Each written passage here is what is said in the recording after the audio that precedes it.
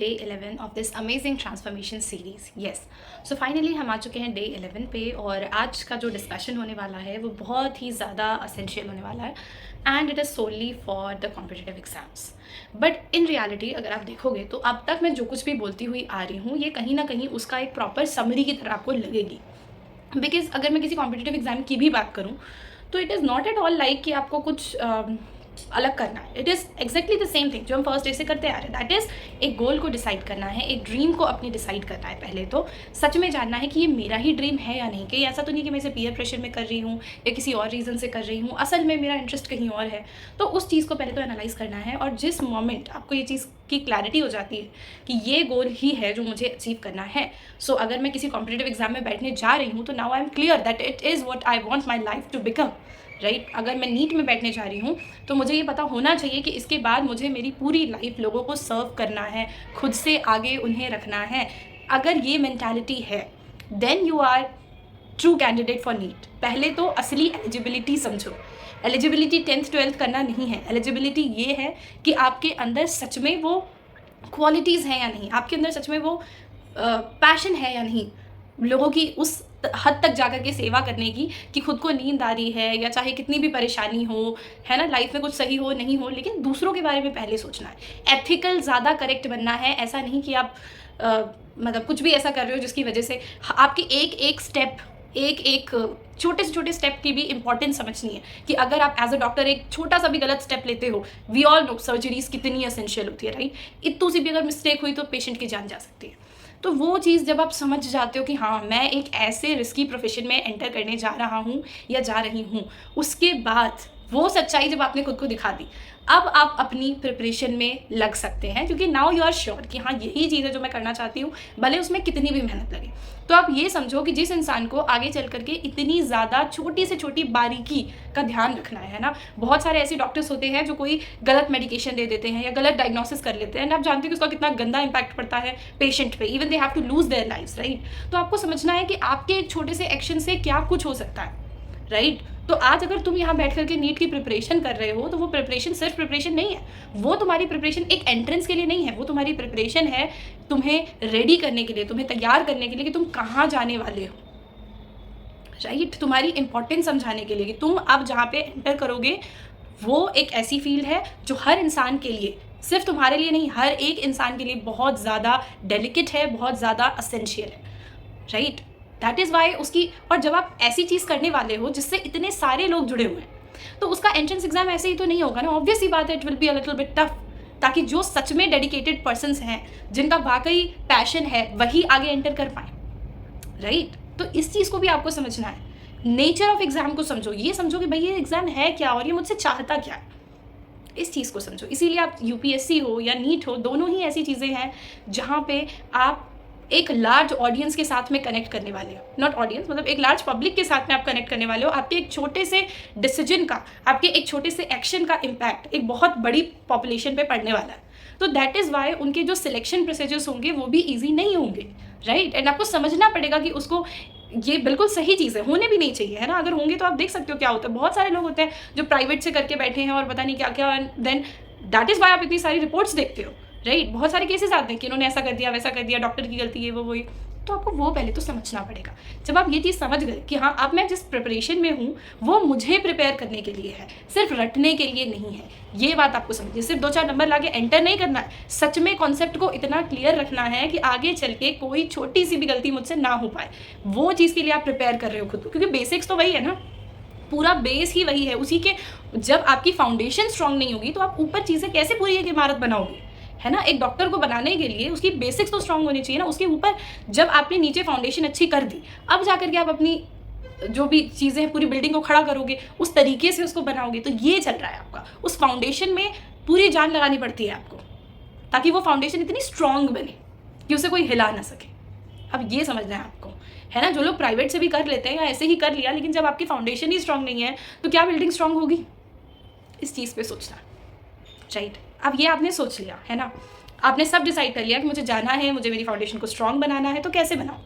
देखो, जब आप एक प्रिपरेशन में होते हो तो कुछ चीज़ें तो ऐसी है जो मुझे आपको कहने की ज़रूरत ही नहीं, क्योंकि आप ऑब्वियसली, बहुत लोग होते हैं कोचिंग ज्वाइन करते हैं, बहुत लोग होते हैं स्टडी मटेरियल लेते हैं, बुक्स आपको पता ही होती हैं कि एनसीईआरटी है, ये है, वो है। तो ये सब चीज़ें ऐसी हैं जो आपको कहीं भी मिल जाएंगी, कोई भी बता देगा और आपको पता होंगी, उसी के बेसिस पे आपने अपनी प्रिपरेशन शुरू तक कर दी होगी, राइट। तो वो एक बहुत एसेंशियल थिंग है, आपको स्टडी मटेरियल कलेक्ट करना है, वो आपका एक इंग्रेडिएंट है जो आपको इस फाउंडेशन में डालना है, right, that is your knowledge. लेकिन उसके अलावा भी बहुत सारे इंग्रेडिएंट्स हैं जो आप लैक कर जाते हैं, जिसकी वजह से आपको प्रॉब्लम होती है, जिसकी वजह से आप डीमोटिवेटेड फील करते हैं। क्योंकि होता क्या है, जैसे जैसे आप आगे बढ़ रहे हो, आप खुद से तो डिस्कनेक्ट होते चले जा रहे हो। आपने पूरा टाइम, आप सोचते हो 24 घंटा हो तो 24 घंटा ही मैं डिवोट कर दूँ पढ़ाई में, जो कि अच्छी चीज़ है क्योंकि आप पैशनेट हो उसको लेकर के। लेकिन ऐसे अगर आप करोगे तो आपको सक्सेस नहीं मिलेगी, राइट। बहुत सारे ऐसे लोग आप भी देखे होंगे जो कम टाइम में पढ़ते हैं लेकिन एफिशिएंटली पढ़ते हैं और इतने अच्छे से पढ़ते हैं कि वो निकाल भी ले जाते हैं। तो डिफरेंस कहाँ है उनमें? भाई, पढ़ तो दूसरा वाला ज़्यादा रहा है, कहाँ है डिफरेंस? डिफरेंस यहाँ है कि वो अपने फ्यूल पे वर्क कर रहे हैं, वो अपने फाउंडेशन पे, अपनी रूट्स पे पहले वर्क कर रहे हैं। आपको भी यही करना है। देखो, मैं आपको एक बहुत सिंपल सी 2-4 चीज़ें बताऊंगी जो आपको अपनी लाइफ में, जो भी आपका बिजी स्केड्यूल है, जाहिर सी बात है अगर आप एस्पिरेंट हैं तो आपके बिजी स्केड्यूल होंगे ही होंगे, लेकिन उसमें भी कुछ टाइम आपको अपने लिए निकालना पड़ेगा, राइट। एंड येस, ऐसा नहीं है कि अगर आप एंजॉय कर रहे हो तो आपको खुद को बैठ करके ये बोलना है कि अरे तुमने तो पाप कर दिया, ऐसा कुछ नहीं होता है, ठीक है। You have to give time to yourself, rejuvenate करने के लिए, खुद को अलाइव शो करने के लिए कि हाँ भाई मैं सच में सीख रही हूँ। ऐसा नहीं कि मैंने खुद को एक जेल में बंद कर दिया, वो नहीं है, राइट। उस चीज़ को समझना। तो करेंगे क्या? जैसे आप सुबह उठते हैं, सबसे पहली चीज़ अपने आप को, जो भी टाइम है आपका सुबह उठने का, देखो वैसे तो मेरी जो थिंकिंग है या मेरे हिसाब से तो और नेचर के भी हिसाब से ह्यूमन बींग्स को इस तरीके से बनाया गया है कि आप दिन में पूरे दिन अपने काम को करिए और रात आपकी सोने के लिए बनी है, राइट। लेकिन आजकल क्या होता है, वेस्टर्न कल्चर और भी पता नहीं क्या क्या, and it is not only about you, it is about everyone. Most of the people are doing this कि हम रात को ज़्यादा हैबिचुअल हो गए हैं काम करने के। तो it totally depends on you कि आपको कब ज़्यादा अच्छा लगता है। बट वैसे ideally it should be like कि हाँ आप रात को सो रहे हो, प्रॉपर नींद ले रहे हो, साउंड स्लीप ले रहे हो, जहाँ पे सिर्फ आपकी बॉडी नहीं सो रही है, आपका माइंड भी सो रहा है, आप अच्छे से माइंड को रिलैक्स कर रहे हो, उसको शांति दे रहे हो।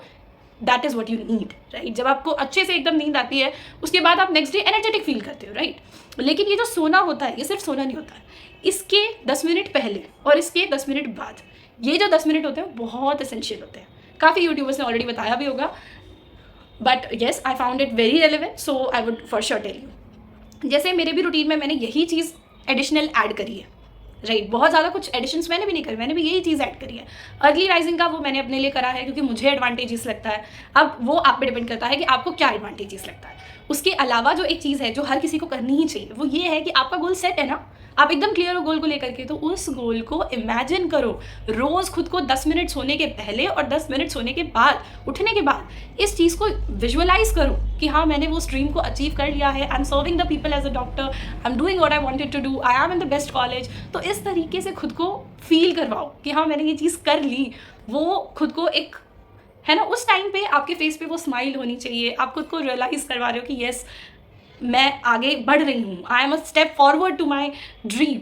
इस तरह से आपको रोज़ खुद को उठ करके शाबाशी भी देनी है, ये भी बताना है कि हाँ तुमने, ऐसा नहीं है। देखो ऑब्वियसली आप डेली का कुछ ना कुछ टारगेट सेट करते होगे, वो टारगेट सेट करो, वो अचीव होता है, वेरी गुड। थोड़ा बहुत रह जाता है, कोई बात नहीं, एटलीस्ट यू वॉक्ड। इस चीज़ को अपने माइंड में रखो। रोज सुबह उठ के थैंक्स बोलो to the universe for helping you to come closer towards your goal. ये आपको करना है। जब अपने अंदर इतना फर्म फेथ रख लो कि ये चीज़ आपको मिलेगी ही मिलेगी, राइट, एंड एकदम सही डायरेक्शन में अच्छे से उसके लिए हार्डवर्क करो। एंड ये चीज़ समझो कि आप क्या हो। You are not for this world, you are not in this world, you are the world. पूरा वर्ल्ड आपके अंदर है, आप वर्ल्ड के अंदर नहीं हो। इस चीज़ को समझो। ये चीज़ें शायद मेरे मुंह से आपको लग रही होंगी कि मैं कुछ एक्सैजरेट कर रही हूँ, बट ऐसा नहीं है, दिस इज़ द ट्रूथ। आप जाकर के कहीं पर भी देखो, यू विल गेट टू, आपको भगवत गीता मानो या किसी भी किताब को मानो, हर किताब में ये चीज़ लिखी हुई है, अहम ब्रह्मास्मि, मतलब मैं ही वर्ल्ड। जब मैं ही सब कुछ हूँ तो मेरे अंदर कितनी पावर है, सोचो ज़रा, है ना। जब इतनी पावर है मेरे अंदर कि मैं कुछ भी अचीव कर सकती हूँ, I can do whatever I want. So ये तो एक छोटा सा एग्जामिनेशन ही तो है, कौन सी बहुत बड़ी चीज़ हो गई, राइट। इस चीज़ को खुद को याद दिलाना है कि यार ऐसा कोई बहुत बड़ी बात नहीं है, एक छोटा सा गोल ही तो सेट करा है आज का, ऐसे कैसे नहीं कर पाऊंगी। ऐसे खुद को कॉन्फिडेंट बनाना, खुद से बातें करनी है। खुद से जितना स्ट्रॉन्ग कनेक्शन रखोगे उतना ज़्यादा आपको समझ में आएगा कि आप क्या हो, आपका नेचर क्या है, आपके ट्रू पोटेंशियल्स क्या है। और जिस इंसान को अपने पोटेंशियल का आइडिया है कि वो क्या कर सकता है, कितने अच्छे से कर सकता है, वो ही इंसान सक्सेसफुल हो सकता है, राइट? जो खुद को इवेल्युएट करना जानता है, जब आप खुद को इवेल्युएट नहीं कर पाते तो जाहिर सी बात है कि आपको दिक्कतें आएंगी, राइट? तो आपको अपनी लाइफ में इन चीज़ों को लेकर के आना है, ठीक है? अगर कभी डिसअपॉइंटमेंट हो रही है, डीमोटिवेट हो रहे हो, तो क्या करना है? कुछ नहीं करना है, गाने लगा लो। Music is the best therapy, for me it works the most. लेकिन म्यूजिक कैसा? ऐसा वैसा कुछ भी नहीं, अच्छा म्यूजिक। लाइक मुझे बहुत सारे गाने पसंद है जो एकदम मोटिवेट कर देता है कि लगता है कि हाँ यार मैं ही सब कुछ हूँ। जैसे एक तो तारे ज़मीं पर का है, खोलो खोलो दरवाजे। अगर आप उसकी कुछ लाइन सुनोगे ना, आपको ऐसे लगेगा कि यस, मतलब I am everything, I have that potential, right? तो वो एक सॉन्ग हो सकता है। उसके अलावा ऑब्वियसली हर किसी को कुछ ना कुछ सॉन्ग्स पसंद होते हैं जो उनको किसी भी टाइम में मोटिवेट करते हैं। तो आप उस हिसाब से अपने लिए कोई भी एक टाइम कोई भी एक म्यूजिक सेलेक्ट कर सकते हो, एक या दो या एनीथिंग, ठीक है, जो आपको मोटिवेट करता हो, एंड उसको सुनो। उसको सुनते हुए अपने ड्रीम्स को विजुअलाइज करो, अपनी इनर स्ट्रेंथ को पहचानो कि यार मैं सब कुछ कर सकती हूँ। अब फिर आप सोचो फिर किस बात की डिसअपॉइंटमेंट? ठीक है, मैं आज थोड़ा सा नहीं कर पाई, कोई दिक्कत नहीं है, कल का दिन है ना, परसों का भी दिन है, आराम से कर सकते हैं। इस चीज़ को खुद को बताना है, राइट? एंड यस, आपको अपना बेस्ट देना है, अपने आप में कोई कमी नहीं रखनी। हर दिन से कोशिश करो कि मेरा नेक्स्ट डे बेटर बने, है ना? रात को सोने के पहले ये ज़रूर इवेल्युएट करो कि आज के पूरे दिन में मैंने क्या क्या किया और उसमें से क्या क्या ऐसा था जो मैं बिना करे भी सर्वाइव कर सकती थी और ज़्यादा अच्छा होता अगर नहीं करती। तो इस तरीके से खुद के एक्शंस को देखो कि भाई कैसे एक्शंस आ रहे हैं मेरे, राइट? और अपने थॉट्स को भी ऑब्जर्व करो कि कहीं नेगेटिव थॉट्स तो ज़्यादा नहीं भर दिए मैंने अपने अंदर, पॉजिटिविटी लाओ अपने अंदर, राइट? ये चीज़ें आपको करनी है। और सबसे बढ़िया जो थेरेपी है ना, वो सिर्फ दो ही है जिससे आप जो चाहो वो अचीव कर सकते हो। एक तो अपने ड्रीम से कनेक्टेड रहो, हर रोज़ सोने के पहले, उठने के बाद आपकी खुद के ड्रीम से बातें होनी चाहिए। खुद को एक तरह से आप यूनिवर्स को बता रहे हो कि हाँ मेरा ये ड्रीम है और मैं उसके लिए वर्क कर रही हूँ, राइट? तो तुम भी थोड़ा बहुत वर्क करो और जल्दी से मुझे मेरे ड्रीम से मिलवाओ। That's what you are suppose to do, right? And you have a power. ये समझो कि आपके माइंड के पास इमेंस पावर है, जो चाहोगे वो आपके कदमों में आ जाएगा। लेकिन वो कब आएगा? जब आप के अंदर सच में उसे पाने की चाह है ना? ऐसी चाह है जिसने आपकी विल पावर को इतना बढ़ा दिया है कि आप जो चाहे, आपको अगर बोला जा रहा है इतनी देर पढ़ने के लिए, आप आराम से पढ़ रहे हो क्योंकि आपको पता है कि हाँ यार कितना असेंशियल है। और ये मत समझो कि सिर्फ 2 ही साल पढ़ना है, वो एक हैबिट लगवाई जा रही है आपको कि ऐसे ही आपको आगे इन फ्यूचर मेहनत करते रहना है। बीइंग अ डॉक्टर ऐसा नहीं होता कि अब एक बार आपने ले ली डिग्री और हो गया, आपको रेपिटेडली पढ़ते रहना पड़ता है। बहुत सारे केसेस आएंगे, बहुत सारी अलग अलग चीज़ें आती हैं, न्यू केसेस आते हैं जो आपको जिनकी कोई रिसर्च भी नहीं हुई होगी, तो आपको अपडेटेड रखना पड़ता है खुद को, राइट? तो ये जो आप आदत यहाँ से लगा रहे हो वो आपकी लाइफ टाइम के लिए आपके साथ रहने वाली है। तो आपको अच्छी आदतें लगानी है, ऐसी आदत लगानी है जहाँ पे आप सिर्फ पढ़ाई नहीं कर रहे हो, आप खुद पे भी ध्यान दे रहे हो, ठीक है? अपने आप को भी पैम्पर करो, खुद को शाबाशी दो कि हाँ यार जो भी करा अच्छा करा, है ना? थोड़ा सा अपने डाइट इज़ वेरी इंपॉर्टेंट, अच्छी डाइट लो, एक्सरसाइज भी करो थोड़ी बहुत, थोड़ा वॉक करने चले जाओ डेली का। एटलीस्ट इतना तो रखो कि देखो आधे घंटे आपको वॉक करना है, बाहर जा करके थोड़े नेचर के बीच में रहना है, ताकि एक पॉजिटिविटी बनी रहती है, आपको आपके माइंड को पीस मिलता है, शांति मिलती है, जिससे आप आगे और अच्छे से परफॉर्म कर पाते हैं। तो यही सब छोटी छोटी चीज़ें हैं जो आपको अपनी लाइफ में लानी है। एंड यस, टाइम मैनेजमेंट बहुत ज़्यादा ज़रूरी है, सभी के लिए ज़रूरी, ठीक है? अपनी लाइफ के पर्पस को पहचान लिया है तो टाइम को मैनेज करना आना चाहिए। आप ये मत सोचो कि यार मेरे तो एग्जाम्स हैं, ये है वो है, तो मैं कैसे मैनेज करूँ, मैं कैसे मेरी हेल्थ को भी देखूँ, मेंटल पीस को भी देखूँ, सब चीज़ों को देखूँ। अरे ये कोई ऐसी चीज़ थोड़ी है कि आपसे अलग है ना, ये आपसे बहुत ज़्यादा डिमांडिंग चीज़ है, नहीं। ये ऐसा है कि आपको एक जर्नी पे निकलना है, एक डेस्टिनेशन पे पहुंचना है ना? तो उस जर्नी पे आप कैसे निकलोगे? कुछ रिसोर्सेज होने चाहिए ना, फ्यूल होना चाहिए ना आपके अंदर, तभी तो निकल पाओगे। अब जब एज अ ह्यूमन बीइंग आप मतलब एज अ, मान लो अगर मैं किसी कार से जा रही हूँ तो मुझे उसमें पेट्रोल तो डालना पड़ेगा ना, या मैं ऐसे ही पहुंच जाऊंगी? उतना पेट्रोल, उतना फ्यूल होना चाहिए मेरे पास। तो आप वही कर रहे हो, आप अपनी रूट्स पे वर्क कर रहे हो, खुद में इतना फ्यूल डाल रहे हो, इतना पावर, इतना पैशन, इतनी बिलीफ, फेथ वो डाल रहे हो कि हाँ हो जाएगा। खुद को ये फील जब आप करवाना शुरू कर देते हो ना, तो आपको ये लगने लग जाता है कि ये तो इम्पॉसिबल है कि मेरा हो ही नहीं पाए, बिल्कुल इम्पॉसिबल है। ऐसे सोचना है आपको, right? And yes, I am saying कि आपके माइंड के पास इमेंस पावर है, बस इसको बताओ कि आपको क्या चाहिए। प्रॉपर्ली अच्छे से बैठ के पिक्चराइज करो कि हाँ मेरा रिजल्ट आया है, it is like this, I did it like this, do all of this and then जाओ एग्जाम देने, राइट? डरना नहीं है। फियर इज लाइक, क्या होता है फियर बताओ? कोई लिमिट है क्या माइंड की? कोई भी लिमिट नहीं है। आपने खुद ने एक लिमिट सेट करी, उसको फियर का नाम दे दिया। Mind is limitless. तो आप जितना पढ़ रहे हो ना, आप उससे 10 गुना ज़्यादा भी पढ़ सकते हो, ये चीज़ समझो। तो ये बोलो कि मैं तो माइंड के कुछ पोर्शन को ही तो यूज़ कर रही हूँ, अभी पूरा कहाँ यूज़ करा है, तो मैं क्यों पहले ही इतनी ज़्यादा डिमोटिवेटेड हो रही हूँ।